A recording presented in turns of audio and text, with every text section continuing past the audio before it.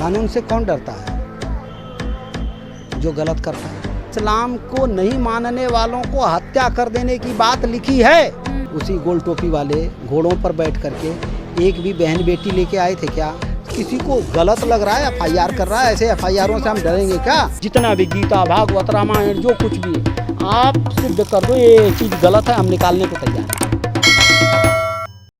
नमस्कार, मैं निकिता कश्यप और आप सभी देख रहे हैं नवरोशन न्यूज़। इस समय हम मौजूद हैं हरिनगर में रखी गई विचार गोष्ठी में, जहां पर अमृतानंद जी महाराज जो हैं यहाँ पर मौजूद हैं। तो चलिए हम आपकी भी मुलाकात करवाते हैं।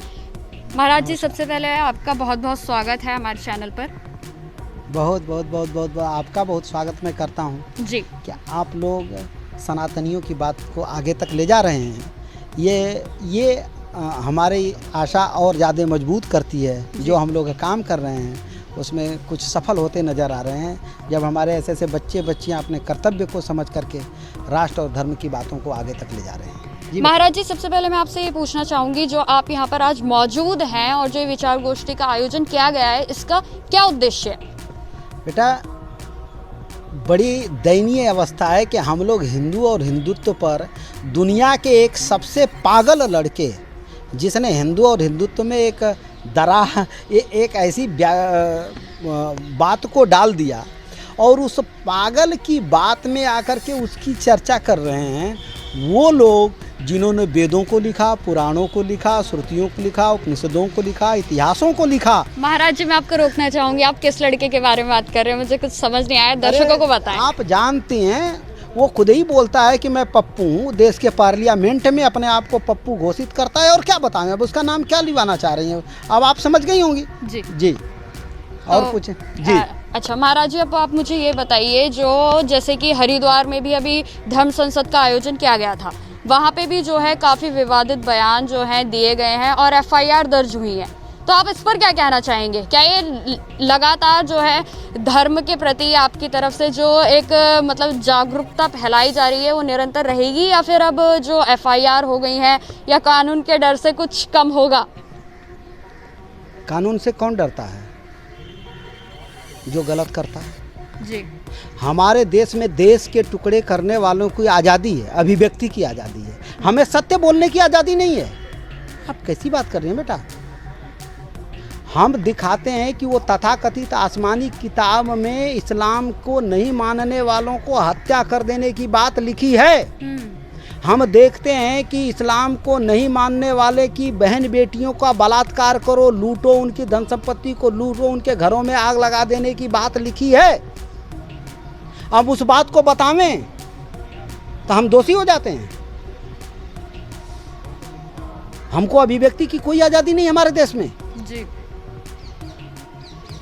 हम अदालतों में जाकर के हम अपने आज़ादी से अपनी बातों को नहीं रख सकते। बिल्कुल। हमारे देश की अदालतें बेटा रात भर आतंकवादियों के लिए खुलती हैं। किसी गरीब व्यक्ति के लिए अदालत का एक सेकेंड बाद तक खुलना कभी देखा है आपने, सुना है अपने जीवन में? लेकिन दिल्ली के सबसे बड़े बलात्कारी के लिए भी रात भर अदालत खुली। खुली कि नहीं खुली? बिल्कुल। दुनिया का सबसे बड़ा, भारत में पार्लियामेंट पर अटैक करने वाला अफजल गुरु के लिए रात भर अदालत खुली। और तथाकथित ये जो हैं ये अवार्ड वापसी गैंग और Bollywood Hollywood gang, Dawood gang, ये सब रात भर आंसू बहाते रहे उसको गुरु बता के, दुहाई दे करके। उस देश में हमारे लिए कोई आज़ादी नहीं है। हम सत्य नहीं बोलें। जिसको दिक्कत है हम करें, हमारे सारे ग्रंथ को एक तरफ ले लो, हम तैयार हैं। जितना भी गीता भागवत रामायण जो कुछ भी है आप सिद्ध कर दो ये चीज़ गलत है, हम निकालने को तैयार हैं। तुम भी तो उसमें से हमें मारने वाली पन्नों को फाड़ के फेंको। हम इस बात को बता दे रहे हैं तो हमारे ऊपर FIR होगा, हमारा गला काटने की बात की जाएगी और हम चुप रहेंगे। क्या हमारी माँ ने हमको दूध नहीं पिलाया है? क्या हम स्वाभिमान से जीना नहीं चाहते? कैसी बात चल रही है बेटा? महाराज जी, अब मैं आपसे ये पूछना चाहूँगी, जो हिंदुत्व की इस समय लहर चल रही है, या फिर हम कह सकते हैं कि हिंदुत्व के प्रति जो लोगों को जागरूक किया जा रहा है, ये जो निरंतर चल रहा है, तो इसमें आप जो घर वापसी की गई थी, तो उस बारे में आप क्या कहना चाहेंगे? क्या अभी और भी लोगों की घर वापसी बाकी है? बेटा, हम अब भारत के लोगों से जिस तरह से त्यागी समाज ने संपूर्ण रूप से अपनी जाति बिरादरी में जितेंद्र नारायण सिंह त्यागी के रूप में स्वीकार किया है, दूसरी सारी जातियां संपूर्ण रूप से, जो भी हमारे ही तो लोग हैं जो उधर गए हैं। जी। 1400 साल से पहले कहाँ था? वहाँ पर भी तो देवियाँ थीं जिनके प्रतिमाओं को तोड़ तोड़ करके तथाकथित नकली आसमानी किताब बता करके दुनिया के हत्या लुटेरे सब आए। बेटा, तुम अभी बच्ची हो, तुम बताओ। अब मैं बहुत कठोर बोलना जा रहा हूँ, शायद बुरा लगे तो क्षमा कर देना। हमारे देश में वो जो कबीलाई आए थे, उसी गोल टोपी वाले घोड़ों पर बैठ करके, एक भी बहन बेटी लेके आए थे क्या? लेकिन हमारी ही बेटियां उनके लिए आज सुअरिया की तरह बच्चा पैदा कर रही हैं जी। और उनका उद्देश्य है, एक ही उद्देश्य है कि काफिर हैं, इनको मारो, इनकी बहन बेटियों को लूट लो। इनके किताब में लिखी है, और उस किताब में लिखी है कि जो इस्लाम को नहीं मानता उसकी हत्या कर दो, उनकी बहन बेटियों को लूट लो, ये लिखा है। अब छिपा कुछ नहीं है। तो हम इस सच्चाई को बता रहे हैं। किसी को गलत लग रहा है, एफआईआर कर रहा है, ऐसे एफआईआरों से हम डरेंगे क्या?